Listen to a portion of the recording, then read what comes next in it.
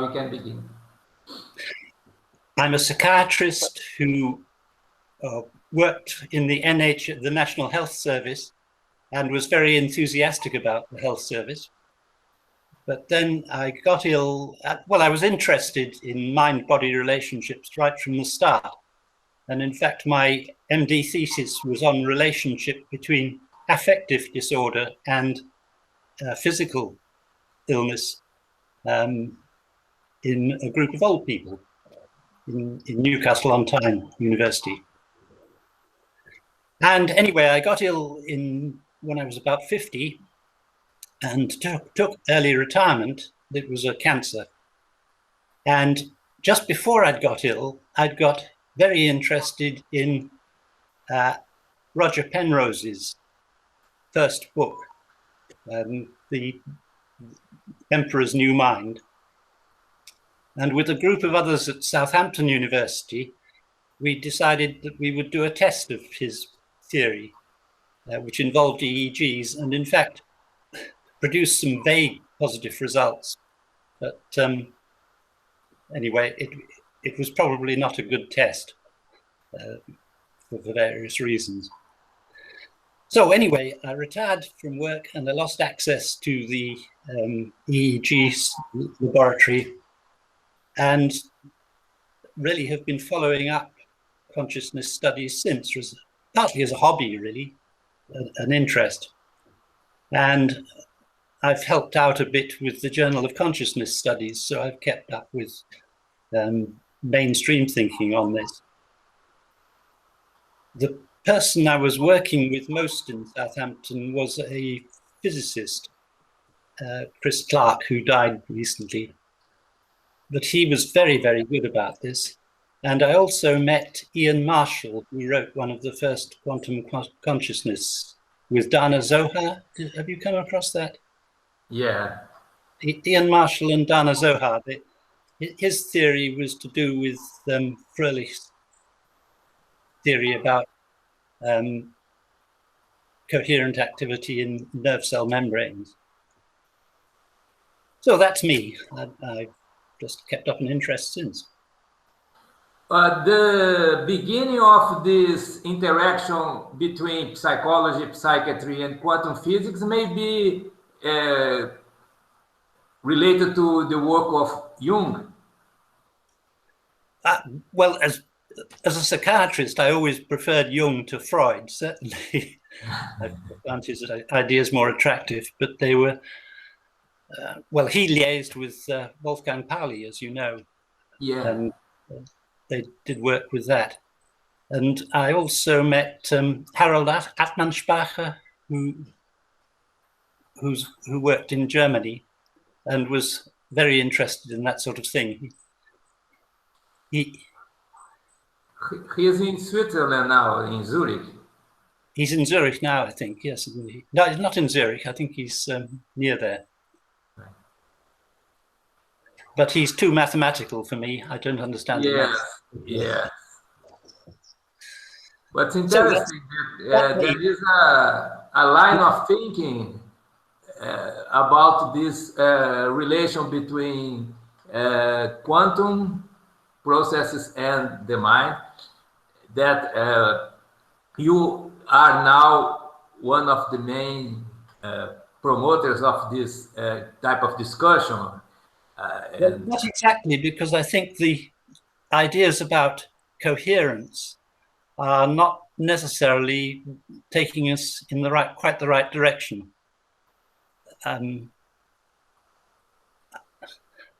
I got rather unhappy about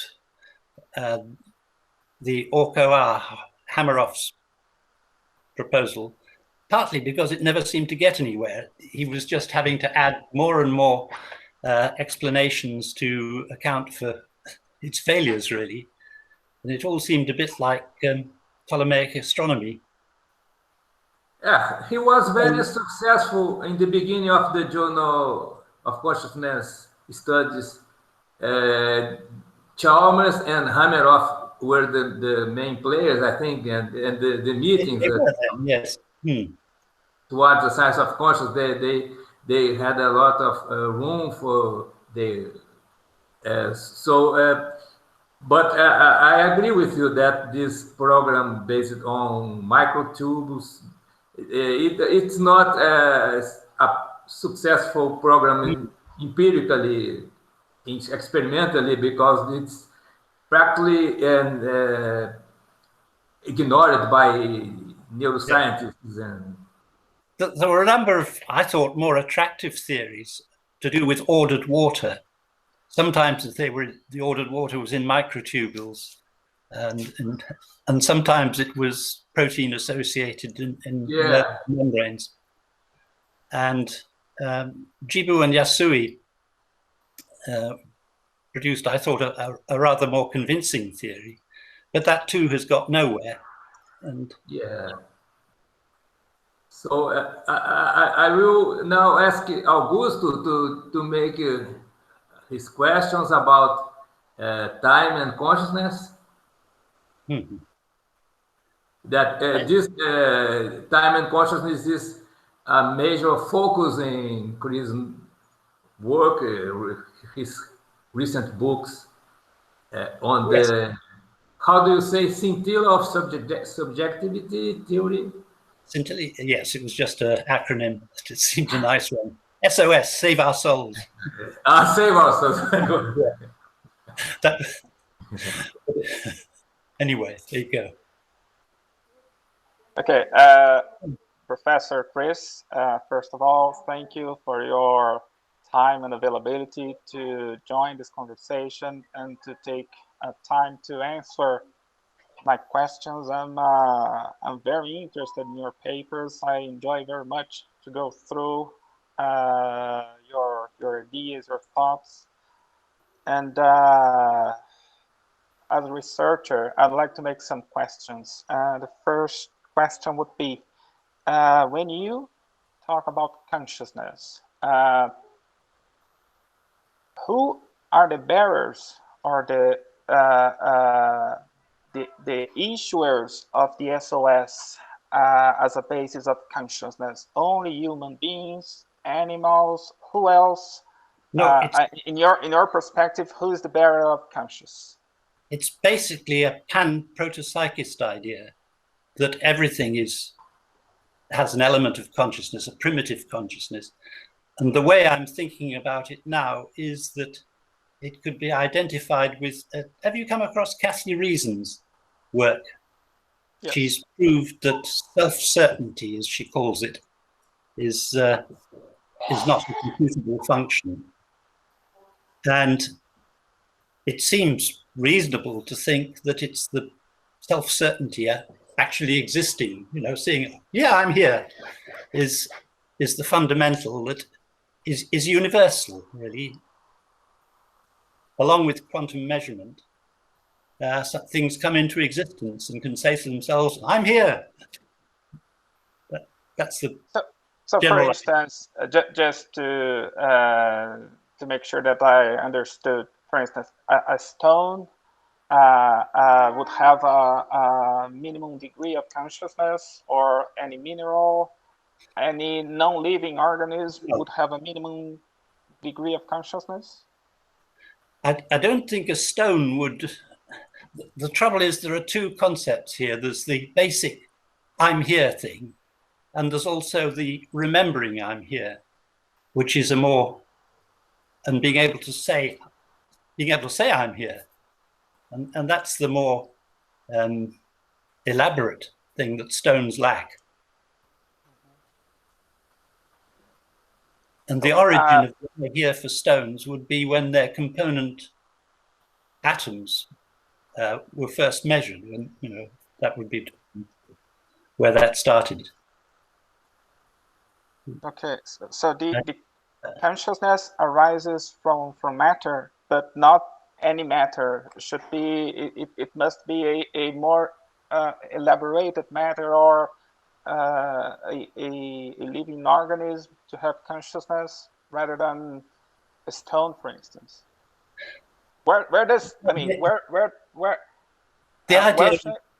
Okay, go on.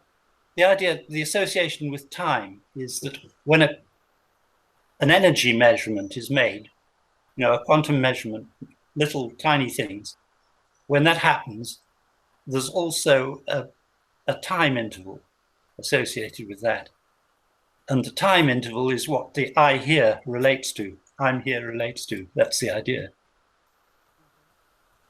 And then this can get elaborated in all sorts of ways in living organisms, but not in stones.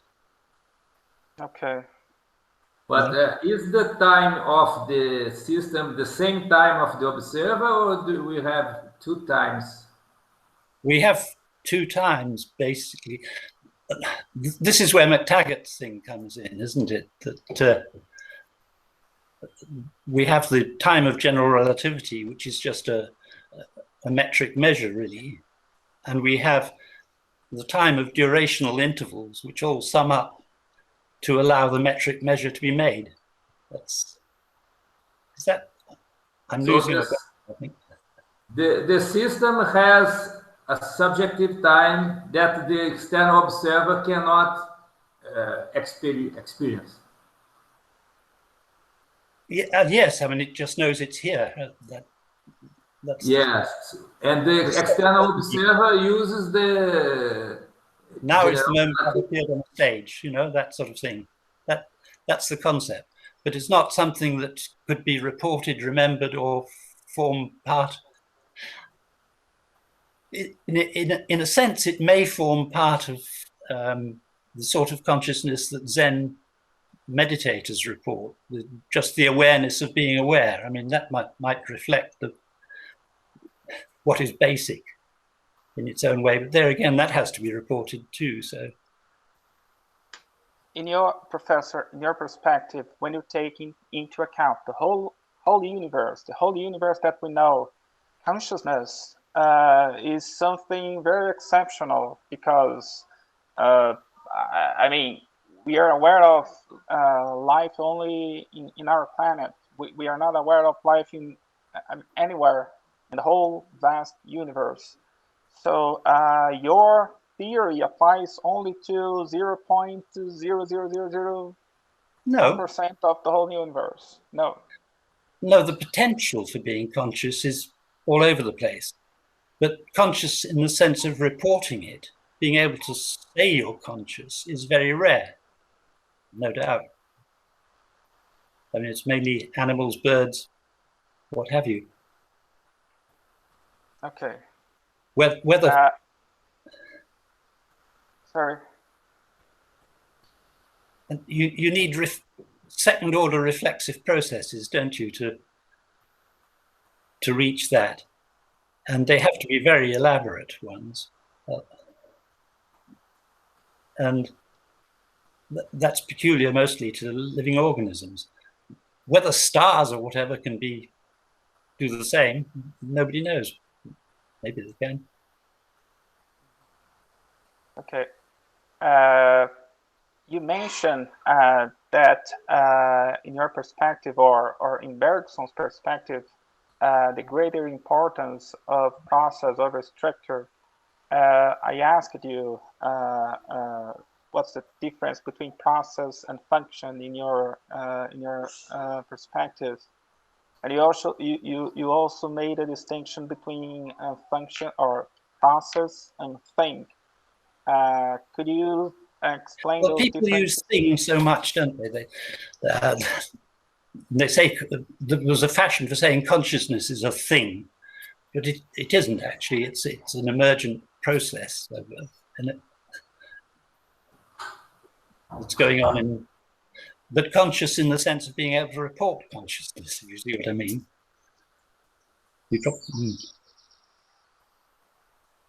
Well, consciousness, do you think consciousness is not a state, it's a process? Is it right to say that? It's certainly a process for us, our sort of consciousness, isn't it?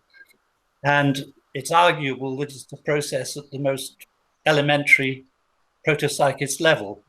And I rather like Ruth Kastner's ideas of the transactional approach to measurement. Oh, I see. Yeah.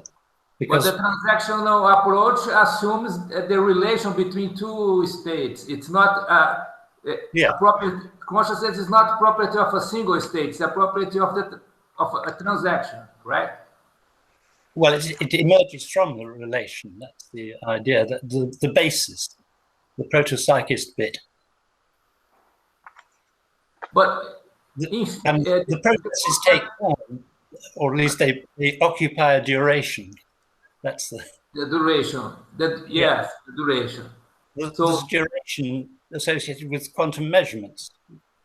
If we think of a physical state as something that is instantaneous, or a point in the line of time, so consciousness cannot be thought as a state, but a duration. A duration means a sequence of states, right? Yes. So this duration or sequence of states can be said to be conscious or not conscious, right? A duration in time includes a series or sequence of physical states, because the physical state is instantaneous, it's like a point in time. So I think my question is, can consciousness be related to states, or do we need durations? The temporal unit of consciousness is it the physical state, or a duration that is a sequence of states? But the durations, the individual durations weave together because they overlap one another in brains. They're like the analogy I like is weaving a tapestry. There's all these little threads of time that go and interrelate, and they produce your, well, the relevant ones are your hydroionic waves, aren't they? All these innumerable tiny little contributions that are overlapping. Right. So there's a flow. Yeah. Can we conclude that the language of physics of physical states is not sufficient to account for a conscious experience, because we have these durations, this tapestry of durations that make conscious processes, and the physical state is just a snapshot, is only a fraction of experience. So we cannot say that the physical state is conscious or not conscious. It's not adequate. It's not. What I would say is that the physical state is the objective energy in all its various forms, but the conscious state is the time associated with those energies. So there is a dualism which you might not like, but it's a dualism that results from the symmetry breaking as things are measured. Well, this type of dualism, I accept this type of dualism. I have no problem with it. Okay. With this type of dualism, I don't accept the dualism on the foundations of reality. Augusto, would you like to continue with it? Do you know about the concept of symmetry breaking, Augusto? Do you know this physical concept? Symmetry breaking, which is very fundamental in physics. Right. Yes. Yes, I know. Yeah. Yeah. So, and that is what may be happening, that you get objective energy manifestations there, and you get the little threads of time there, and they split, but they reflect each other. That's the idea, basically. Okay. So the following question would be about John McTaggart's theory. Almost 100 years ago, the English philosopher John McTaggart, wrote an article called entitled "The Unreality of Time." I mean, roughly speaking, he proposed several series A, B, C, but let's just mention the two most important ones, which are the A and B. A and B is what you call tense of time, past, present, and future.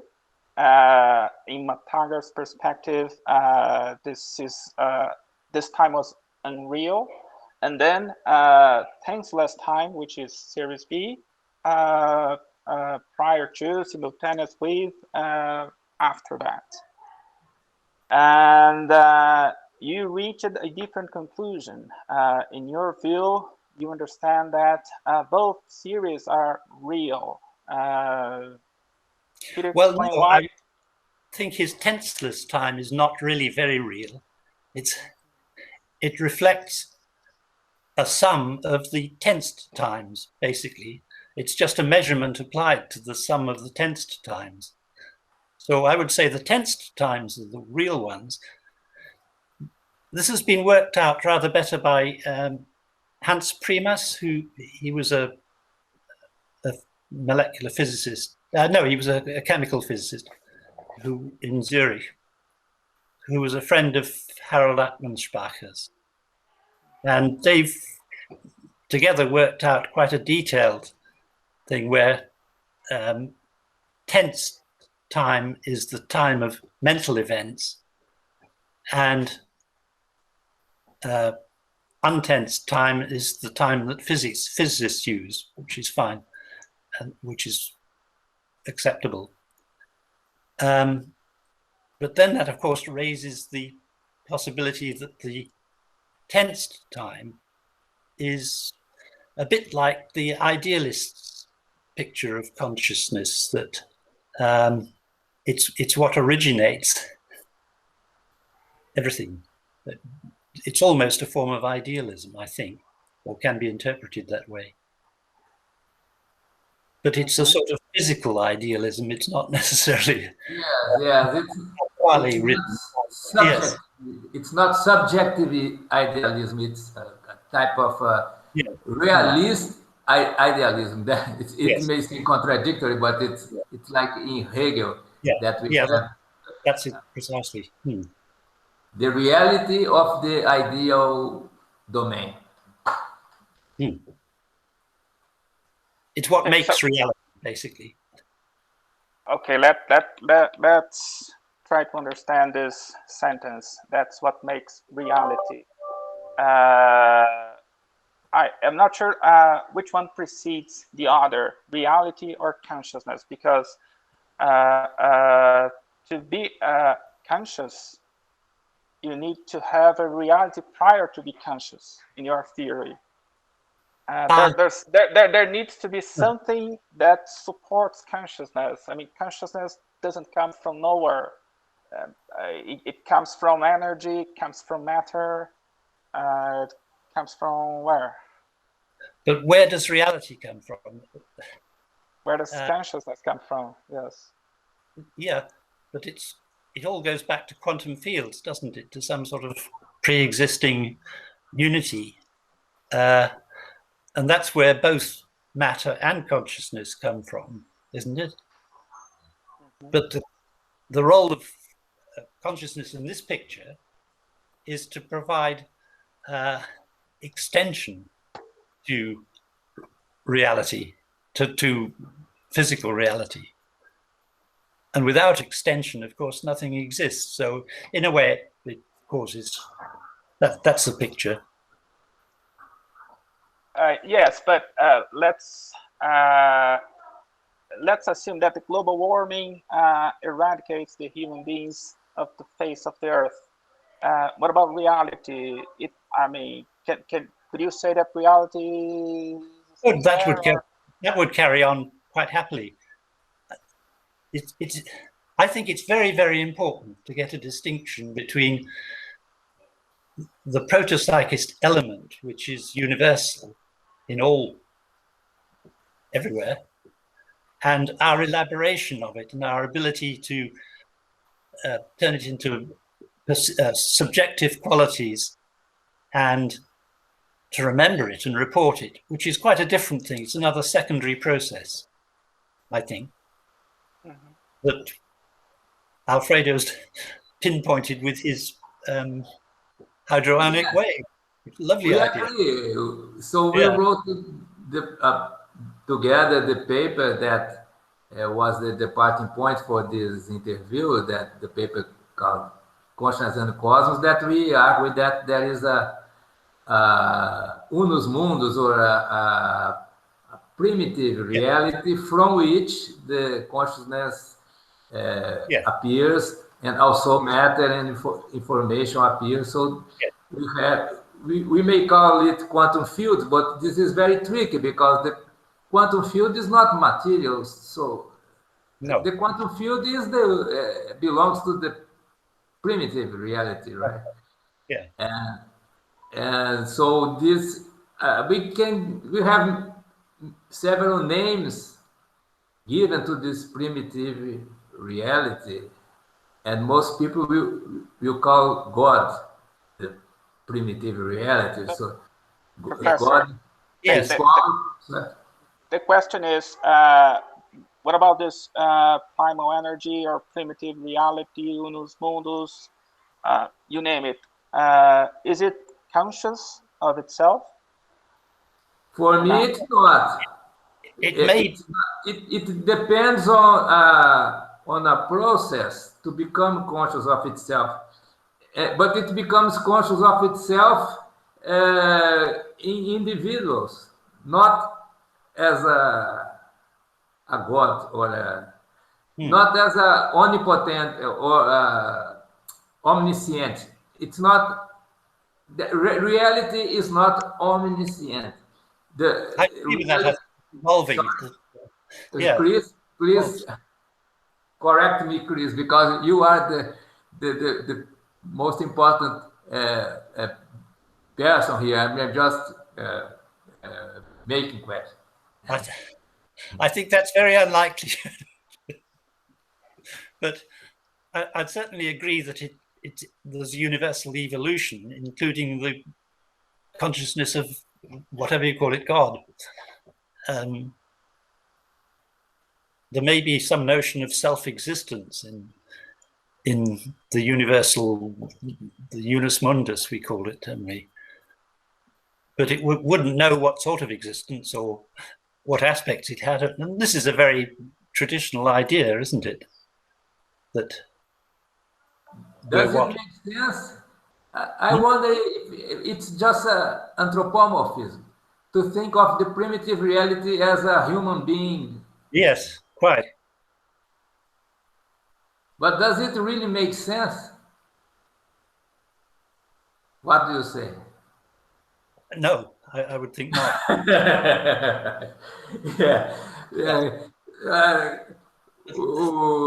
We are part of reality. So when we are conscious, reality is becoming conscious. But I think that it's not plausible. It doesn't make much sense for me to think as the whole of reality having a sense of self. It's like a projection of the human consciousness into the cosmos. But this is like the idea of the basic proto-psychist thing, that it knows it exists and that's all. You know, I exist. And then it has to work out what existence means for it and everything else, maybe. But is there a SOS for the whole of reality? I think it doesn't make much sense for me, because it assumes there is a kind of a type of a center of the whole reality, but the reality doesn't have a center as nucleus, like the brain, the brain of reality. The reality as a whole does not have a brain. Oh, it is absurd. I think it's very difficult to get to grips with this, because assuming there seems to be some assumption that there's a linear time underneath everything, and it may not be linear, and it may be that an ultimate reality is already there from its point of view, not from ours. And I don't think it's very useful to speculate about these things, really. Yeah. I think we need. Let's change a little bit of subject. I'm going to move to a more teleological approach. You mentioned when you talk about black holes, you mentioned that reality and information, when stripped of all relatedness in event horizons, sponsored. You did not say sponsored by black holes, appears as a vast sheet of tiny random pixels. And then you said they show us the final goal of any program of extreme reductionism, random structure devoid of life and meaning. So my question would be, if the pan-protopsychism that we are discussing and the SOS theory, do they provide a better meaning to life and to the existence as opposed to the extreme reductionism? No, I was just trying to make a point about Einsteinian time. The tenseless time is unreal in a sense, because for somebody falling through a black hole, time would just go on normally until they crunched in the middle. But a person watching the one falling through would see them split down into their smallest spatial components, rather just like we look through a microscope and we can see little molecules and cells and things that are nothing like they're just small components of what was there. But the point is, okay. The point I was trying to make was that there must be two sorts of time, because what the person outside sees is quite different from what the one falling through experiences.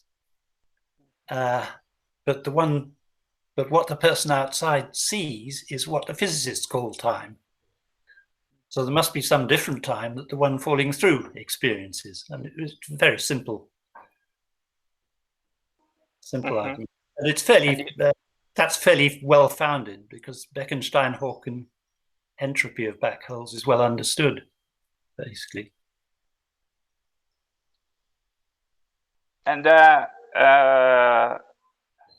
when you make reference to someone falling into a black hole and an outside observer, you're always thinking of human beings, a person or an individual falling in a black hole, and an individual human being as observer outside of the black hole. What about animals? If a dog inside and outside, yeah. We don't know. And nothing special about humans.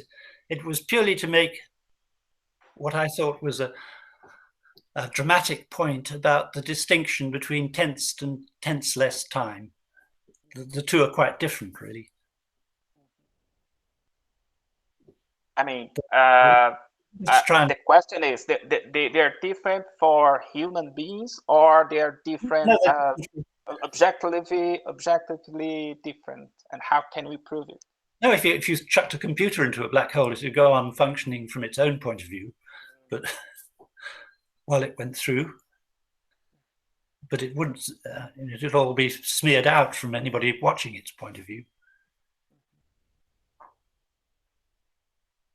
It's just the intrinsic durations to things are quite different from the measured durations that physicists use. That's the point that it illustrates, I think. Okay. And the other question would be about the possibilities of time traveling according to the SOS theory. You mentioned that if SOS exists, then future, the future tense is when a relativistic and clock time is unaccompanied by any SOS. At least in theory, would it be possible for units of SOS go forward and foresee a future event, a future clock time event, or not? Not with any certainty, I don't. And brains are basically prediction devices, aren't they? The Bayesian brain is a popular concept at the moment. And the essence of our consciousness is, in my view, in SOS patterns, patterns of time. And so prediction of what's likely to happen is, but certainty about what's likely to happen is impossible, I would say. I mean, we can predict things all the time. And at the moment, my consciousness is at least a third of a second behind what's happening here. And so I'm predicting all the time. And there's no reason why the prediction shouldn't extend over longer periods. But I can't be certain what's going to happen next. I would say the same about that. But the past is a bit different. One of the things that put me on this path, really, was when I was a medical student, there was a treatment for post-traumatic stress disorder, abreaction. And it involved giving people something to make them a bit fuzzy. They usually used sodium pentothal in those days. And it made them a bit fuzzy. And the idea was that if you got them into this slightly altered state of consciousness and then got them to relive the experience, this would make them better. That was the reason for it. But the reliving was extraordinary. I saw a few cases where people actually seemed to be there in all sorts of ways. They were remembering things that they hadn't remembered for 20 years or whatever. And it was very impressive. So I think the past is accessible in a way that the present isn't, and not purely through neural memories. So that maybe links up with the idea of the Akashic field. You're an Akash enthusiast, aren't you? So I would suspect that all these little presents that get woven together don't actually disappear. They're still there somewhere. And the best concept for that is Akashic field. Did you follow up on Erwin Laszlo's work at all? He's the main writer. He's written about 40 books, I think, or co-authored them, about Akash.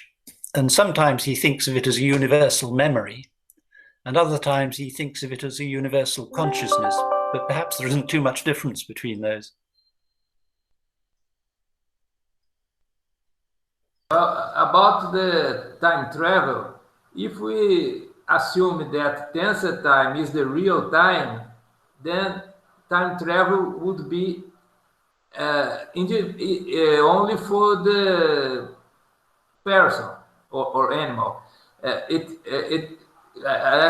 a bit strange idea, but if the future and the past are relative to the consciousness of one system, then time travel would be only for this system, not for the others. Do you agree?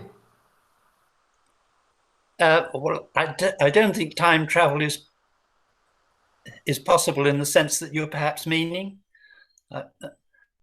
Certainly prediction is possible, and that's imaginary time travel. And then there may be that it's possible to really retrieve the past. I don't know whether that would count as traveling in it, but retrieving it is perhaps different.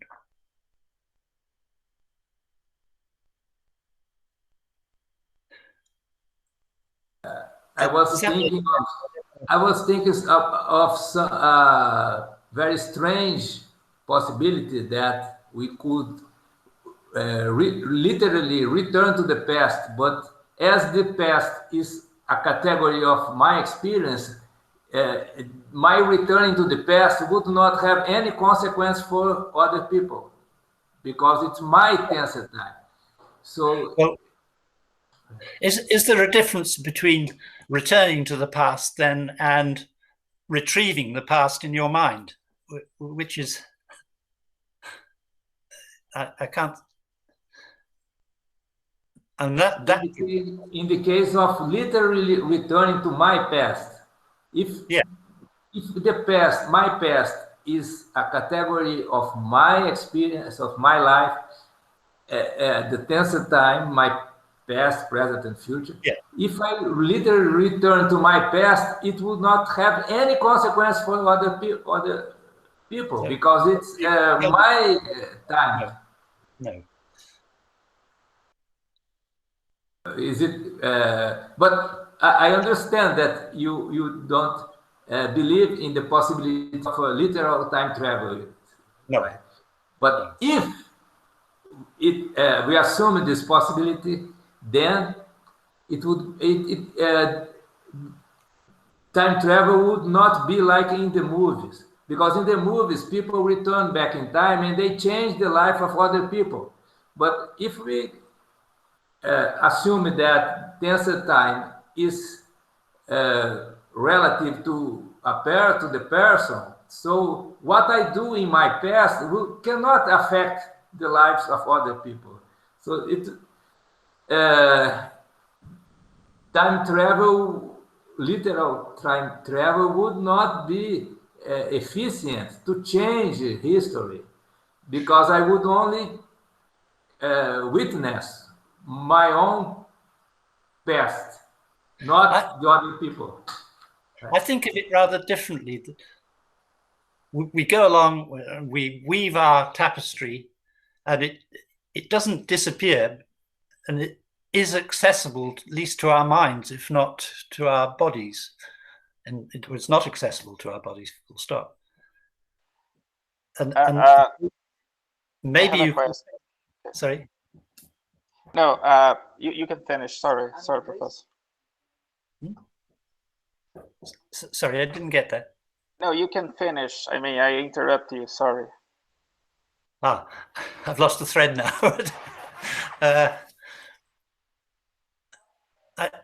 I think you have to think quite radically of two different sorts of time. One is the physical time, which just, it's a bit like a spatial dimension, except it's negative rather than positive. And we run along that little road with our bodies. But at the same time, we're weaving a present, which is like a tapestry and exists still as a present, however far along the other road we go. Do you see what I mean? No, you don't. Well, yes.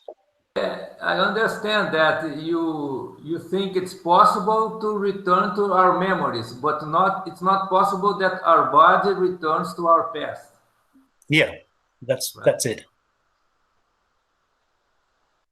In a nutshell.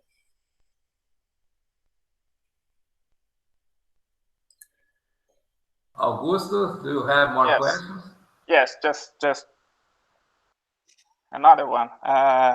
When I mentioned time traveling, actually what I was trying to say is the possibilities of fortune telling. So for the sake of our discussion, let's assume that fortune telling is possible. Just let's suspend any skeptical thinking about fortune telling, but let's assume that it's possible. Yeah. You mentioned, Professor Chris, that you made a question, an inquiry in your work. You said, can memory influence from its subjective existence ongoing events in the objective world? Let's say that this fortune teller, he's very talented in carving from your memory, your consciousness, all events that occurred in your past. So he knows about your childhood, he knows who is your wife, your children, your son, your daughter. He knows everything about the history of your life. What about the capability of this fortune teller to predict your future, according to the SOS theory? Well, they could certainly predict probabilities from all that, but we get into a very complicated area, don't we, with entanglement, because once you detach things from physicality, they're in some sort of semi-quantum realm where time doesn't necessarily behave the same way as it does in our everyday reality. And maybe it can sort of send out tentacles into the future, but who knows? But I still think it's mostly would mostly be a question of prediction on the basis of what's happened already, fortune telling.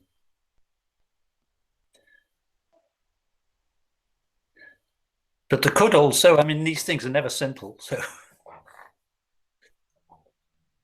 there could also be some tentacles going into the future somewhere. Okay. Professor Pereira? It's a matter of empirics, isn't it?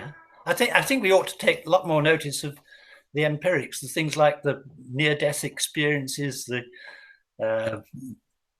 past lives of, you know, the children's research on that, Stevenson and Haraldson's research on children who report past lives.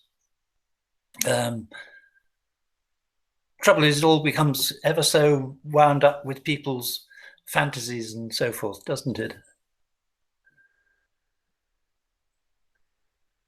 And fortune telling, I mean, people do predict things with xenocards that they couldn't know. There must be some sort of entanglement thing going on,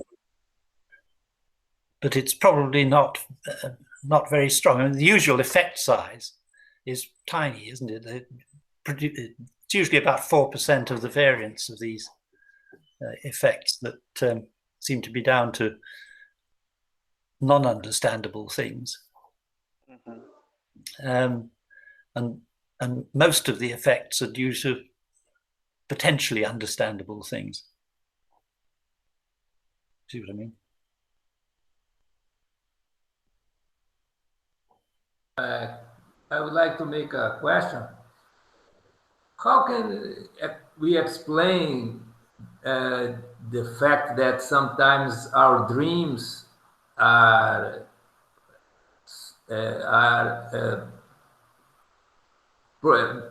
we solve problems during our dreams? Oh, yeah. Yeah, so how can we explain that dreams sometimes are fantasies, sometimes are based on some information that we don't have access when we are awake? So this is a... Well, basically, I'd say it's multifactorial. I mean, our brains are very good computers, and Poincaré, the mathematician, was interested in this particularly, and he said that you have to have a lot of work on some problem, and then you wait for a moment of inspiration, which may come in a dream, and then you have to work out, do a lot more work to discover whether the inspiration's any good or not. And that's the usual process, isn't it? Whether I'm inclined to half believe that there are other influences, that other people's tapestries are up there and can influence us, sometimes in dreams, sometimes.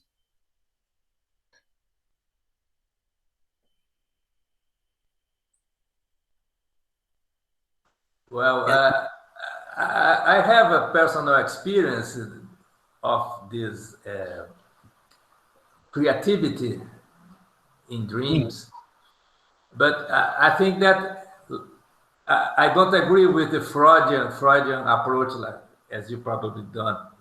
No, I don't. But it's more Jung's view of...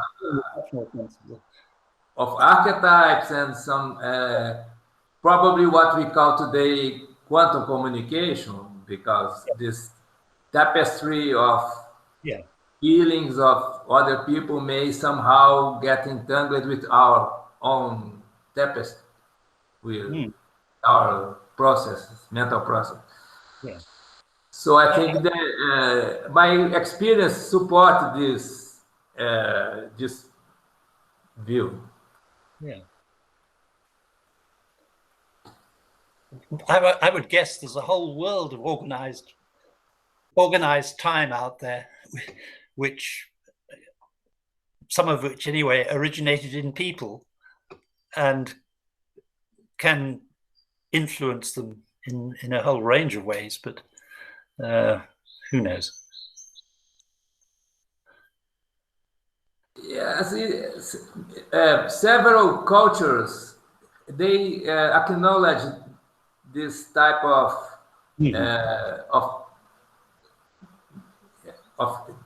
communication, but for some reason, the scientific world, the science is not able to explain this type of knowledge transmission or acquisition. And I wonder why, because for instance, in climate preview, there is a big advance. The forecasts, they can say that today it will rain, but now it's sunny and hot, and they preview that it will rain in the afternoon and with high. But in this mental processes, we don't have this advance of science to understand what happens, and the people from different cultures, they trust. For instance, the Augusto was mentioning about the vident, the person who guesses the future. It's a very popular person in the East. It's a profession of that, has many clients, and the people pay for and they seem to guess above chance. But is not, I mean, it does happen. Yeah. How much is it guessing, and how much is because it may not be seeing the future in any fixed sense. It may be just seeing probabilities in the future, which is probabilities. Yes, they can produce right answers, and they might not. So, and my intuition is that the answers will be in time.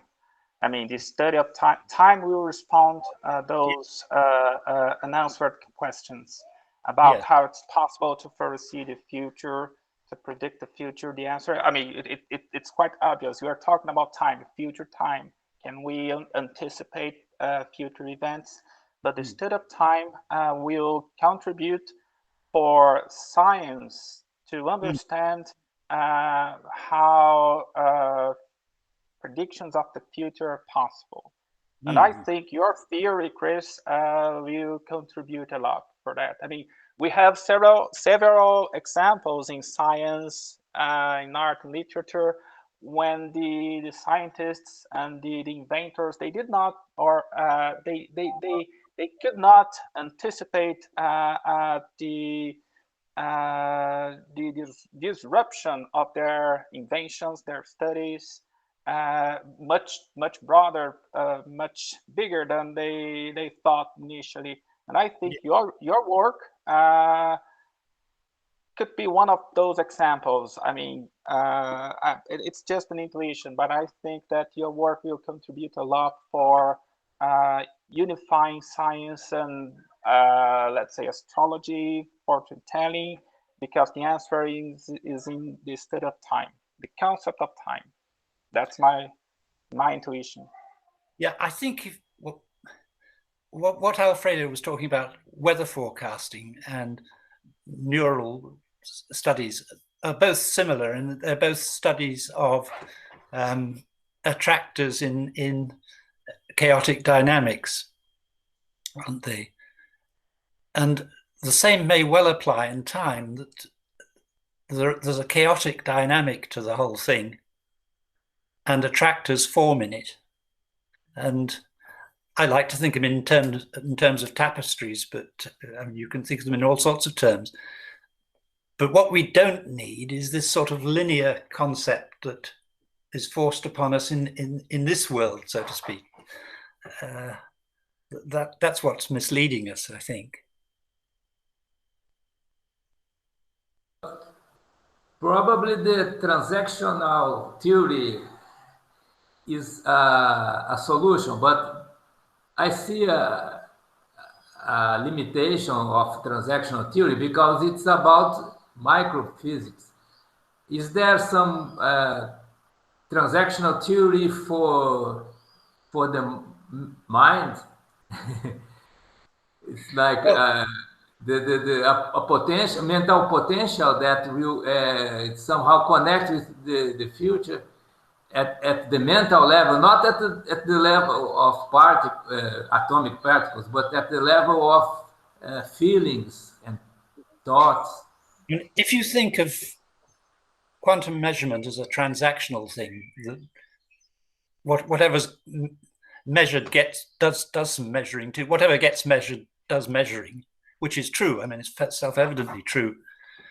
So that's a transactional thing, and it happens within moments of time. In fact, within Heisenberg uncertainty limits. But you can generalize that, can't you, to all sorts of recurrent processes, and particularly those in brains, which are more elaborate. But you can generalize it to ecologies, to astronomy, I expect. So maybe it's the general concept we need of things being organized in terms of durations. Maybe and that could extend into the future to some extent anyway, as well as into the... Is there a transaction between my dreams last night and my dreams or my thoughts 1 year in the future? So this is what is there, because if in the picture of general relativity, everything that happens is always there. So my thinking in the future is already there. So is it possible a transaction to happen, a transaction between my dream last night and my knowledge in the future? So I think this is what could explain this emergence of ideas that we have mostly during while we are sleeping. Sometimes dreamless sleep. Sorry. Yeah, I mean, clearly it isn't fixed in the way that the block universe idea envisages, because if you are to dream of the future, then you can choose in the present whether to take any notice of your dream or not, which will then change the future. So I mean, you have to have a very circular, sort of linear, complex feedback, which again leads to a chaotic dynamics, doesn't it? Non-linear feedback is. But I think that this type of loop happens only for individual minds. It's everything in my tapestry of durations. So if I change the future, if I know about my future and then change my future, it's a loop inside my mind. It's not changing the rest of reality. So I think it's What happens in your mind does change reality, doesn't it? I mean, you can choose to do things or not. Yes, but it's somehow this loop is already there. The event that I get some information from my future, and then I change my present. It's already part of my light cone possibility, something like that. So I think that it's if the duration is relative to a system, strange loops may happen, but they will not automatically change the rest of reality. So I think this is why our minds are so creative. Why we are individuals are so persons are creative, because there are some loops in time, past influencing the present and transactions with the future, but these are in the same system, not so basically they are related to the individual minds, but we somehow, as you say, there is interference with other minds, because when somebody predicts about the future of other person, there is some interference, but primarily it seems to be a process that happens and constitutes, I think this is what I want to say, this is not an accident, this would be the constitution of the mind, of an individual mind, of a self, or for people who are more dualist than me, for the soul. The soul of the person would be based on these transactions, but the soul of one person is not directly connected to the soul of other person. Oh, depends again what you mean by soul, doesn't it? I think there are all sorts of levels again. What is this thing that reappears in different generations when the child, a child remembers something that happened before she was born. So what is this? This is the soul, what people call soul. I don't use this word, but right. So this soul has a line in time, but this is not a line, a linear time, because it has loops from past from future to present, from present to past. Yeah. There is some something of this type, of this sort. I don't know how to explain, but this is what our experience suggests. It's phenomenological. It's not a scientific theory, but it's based on our experience. How do we have some intuitions? There is some ways of communication that science doesn't understand well. How is it possible? I think that the world we're talking about is at least as complicated as the one we live in. And there are all sorts of levels and feedbacks and mechanisms, in a sense, going on involving the reality of time. And we shouldn't expect it to be simple. And we can expect to find a whole lot of processes, a whole lot of entities. No, I don't think it's all monotheistic. And it's not really like Calvinism, I don't think, where everything's predictable to God anyway.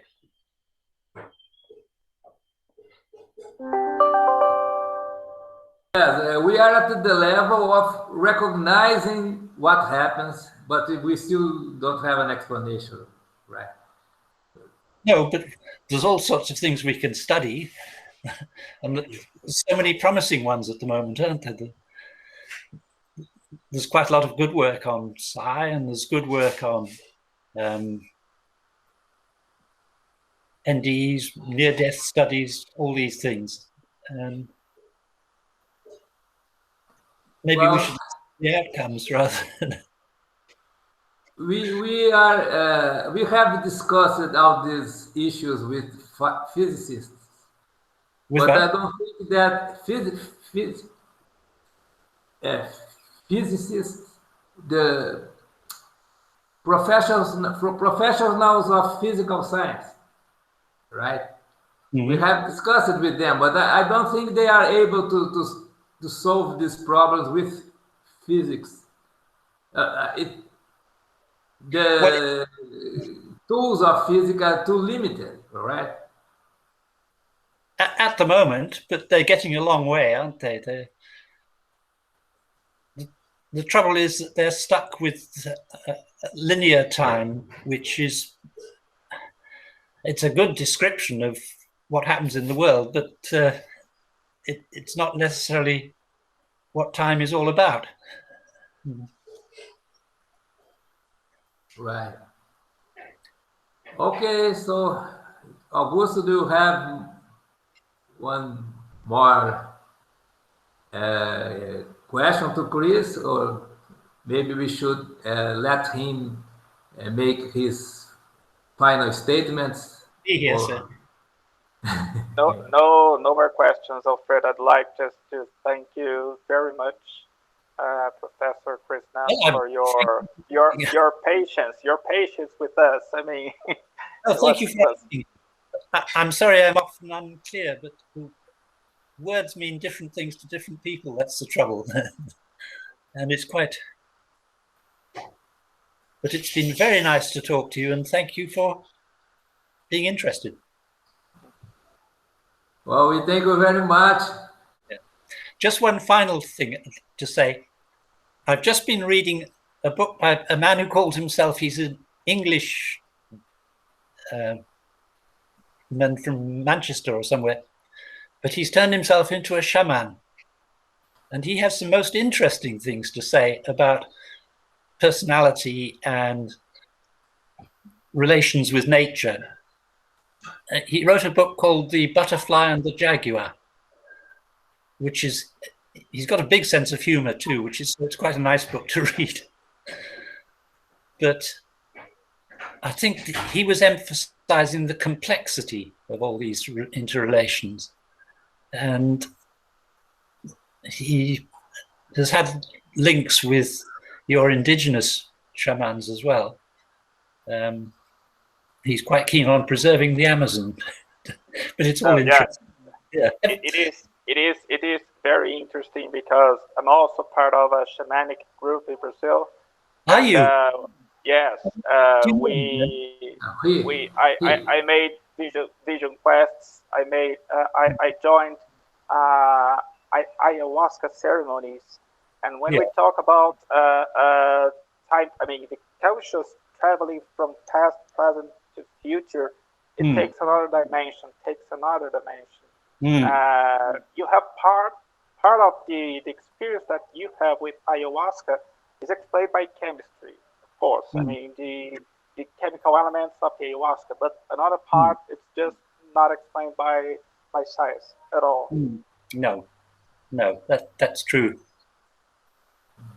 Have you? I wonder if you've come across him. He called himself Yakov Darling Khan, though he's brought up in England. But anyway, I don't think he's one of these con men at all. He's interesting.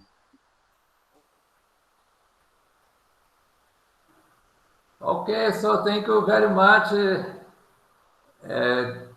So it's all complex. We'll all try. Nice to see you here, and I hope we have more discussions like this I hope so. in the future. Yeah. Thank Good you. luck. Appreciate. Thank you. Bye. Bye. Bye bye.